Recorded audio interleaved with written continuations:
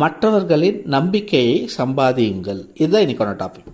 இப்போ நம்ம நிறைய பேர்த்துக்கிட்ட பழகுவோம். சில பேர் குடும்பத்தினர்கிட்ட பழகுறோம், சில பேர் கிட்டத்து சொந்தம், சில பேர் தூரத்து சொந்தம், நண்பர்கள், பக்கத்து வீட்டார், அது மாதிரி இல்லை ஆஃபீஸில் கொலீக்ஸு, வெளியில் ஃப்ரெண்ட்ஸு, கொஞ்சம் தெரிஞ்சவங்க, அந்த மாதிரி நிறைய தெரிஞ்சவங்க, அந்த மாதிரி நிறைய பேர்த்து கூட பழகுறோம்.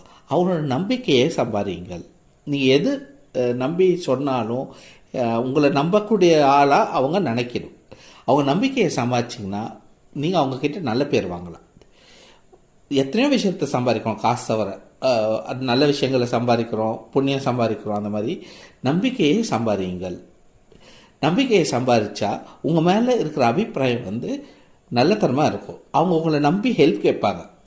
அதனால் நீங்கள் அவங்க நம்பிக்கையை சம்பாதிச்சாலே போதும், உங்களை நம்பி எதுவுமே சொல்லுவாங்க, ஷேர் பண்ணிப்பாங்க. ஸோ மற்றவர்களின் நம்பிக்கையை சம்பாதியுங்கள். Thank you so much.